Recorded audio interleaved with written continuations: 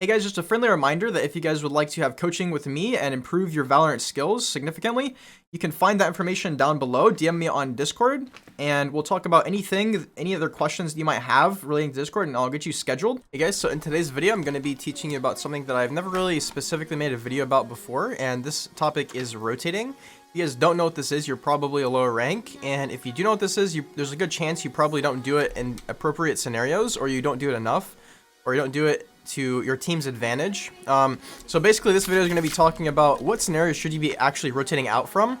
We've picked Haven because Haven has 3 sites, which means that rotating is a vastly more important mechanic to understand, or a vastly more important thing that you should be doing as a team. And that is because the map's like smaller based on how many sites there are, right? So if there's 2 sites, then it would be a longer time to rotate, but since there's 3 sites, you can rotate pretty short distance and still rotate completely, right?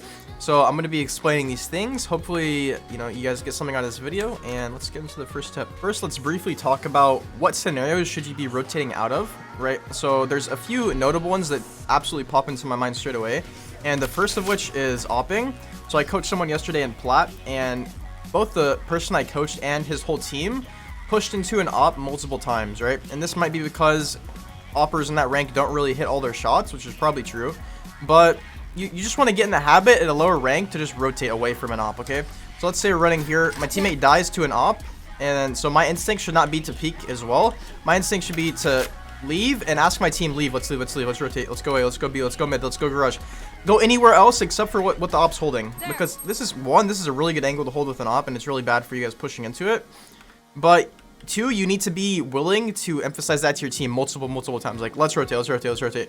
Because if you just say, let's leave, your team might still keep peeking, right? You want to emphasize, like, there's an op there. Let's not push the op, right?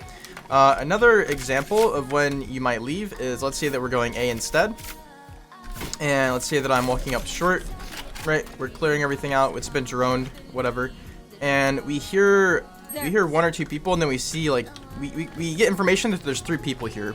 If there's ever 2 or even 3 people, especially on a map like Haven, if there's ever 2 or 3 people on the site, that's a pretty good indication to leave. Now, if there are 2 people on the site, you can try to get a kill and then push in with your team, especially if your team's kind of more of a cohesive or coordinated unit.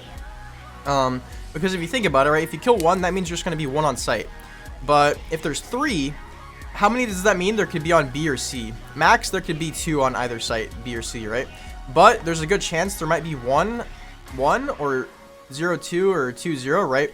So that's why you want to rotate, because if you know there's 3 here, you heard them or something, you need to tell your team, like, let's leave. This is the scenario where most people don't rotate out of, right? If you see an op, you probably have somewhat of a chance to rotate, or somewhat of a likelihood to rotate. But I noticed that low ranks, really, when they see a lot of people or hear a lot of people, they don't see that as like a threat. And whenever you're pushing, whenever you're attacking, you're at a big disadvantage, right? Pushing into these people here, like, whenever there's 3 of them, it's really gonna be a big disadvantage for you guys trying to come in. So you really want to emphasize, like, yo, there's 3. There's only 2 on the other sites. Let's rotate, right? Like, again, you want to emphasize that to your team. You want to try to sell your point that it's bad to go to A site. You want to try to convince them to follow you and leave and go to a different area. Again, it does not matter where you leave. If there's 3 on A, think about it. You can go B, you can go C, you can go garage, like, you can go C long. You can go wherever you really want, as long as you do it quickly.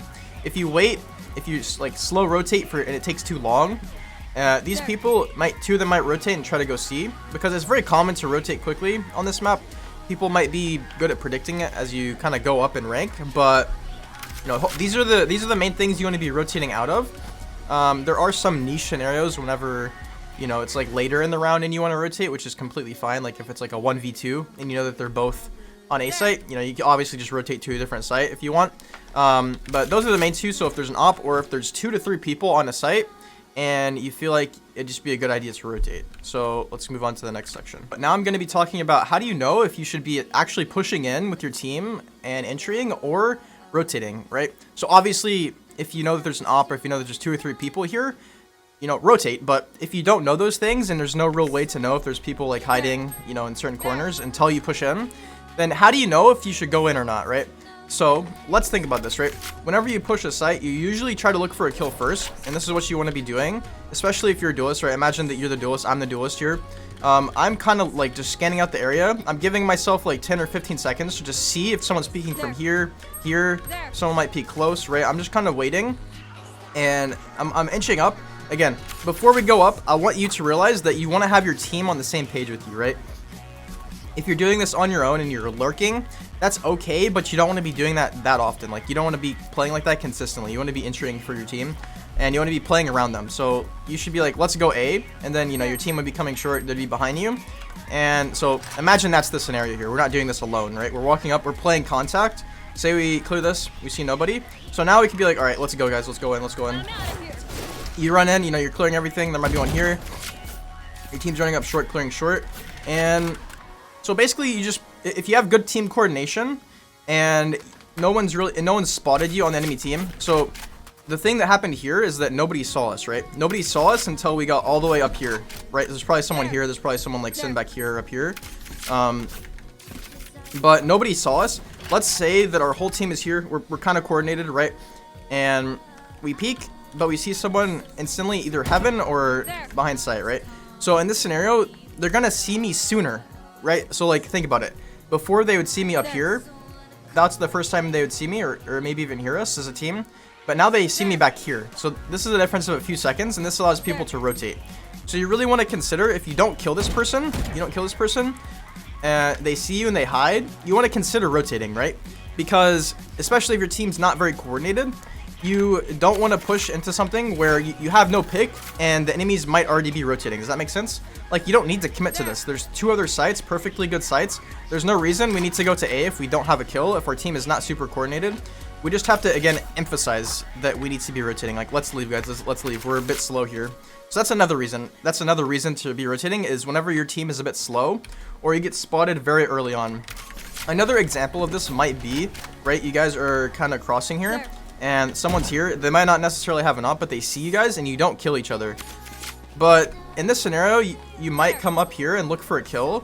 But again, if you don't kill anyone, right, you clear this, you clear here, you're seeing people, but you're not killing them. And they're seeing you. They're getting information on you guys. And that's basically telling the enemy team, like, yo, there's some people A, right? There's definitely some people that might be pushing A.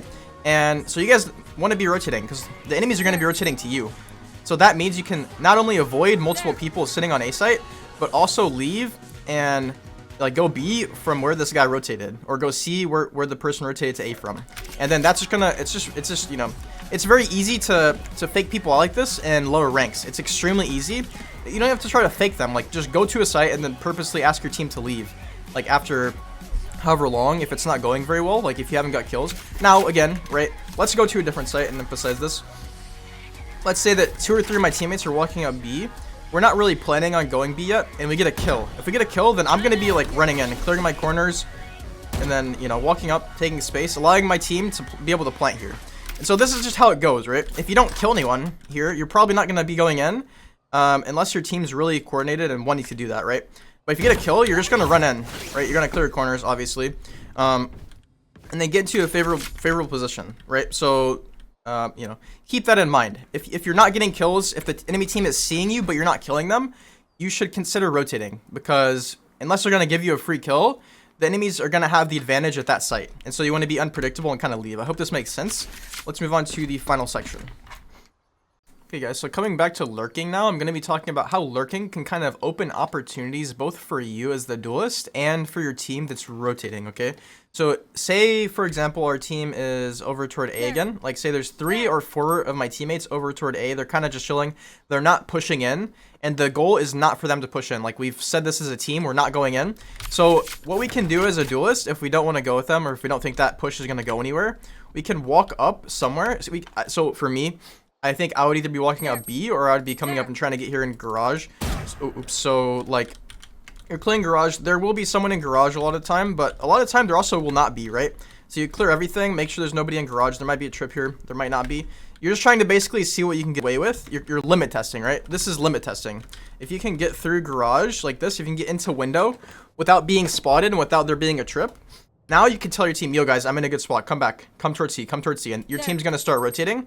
And you're on the opposite side of the rotate here now, right?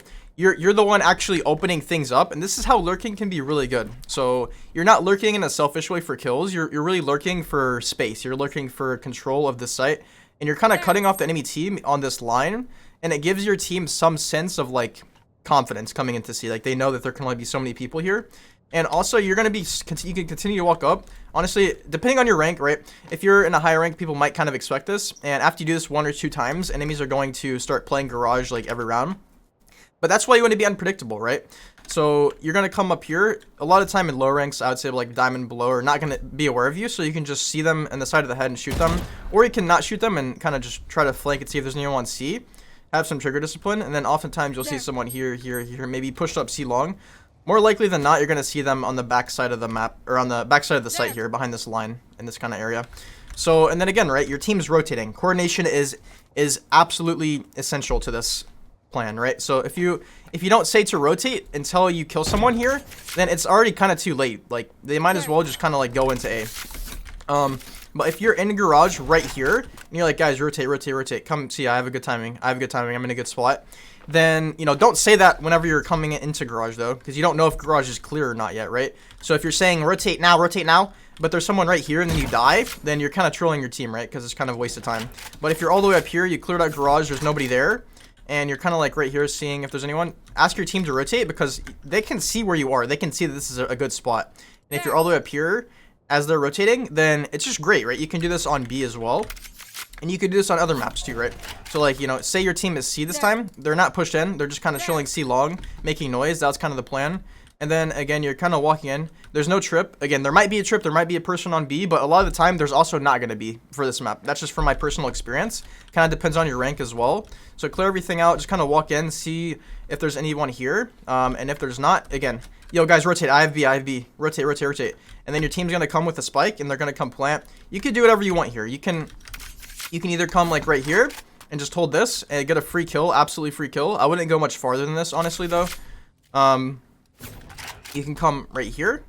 And again, I wouldn't go much farther than this. Or you could sit backside. I don't really like sitting backside personally here. But if you can go like here before your team fully rotates onto B, you're going to catch like 1 or 2 people very easily.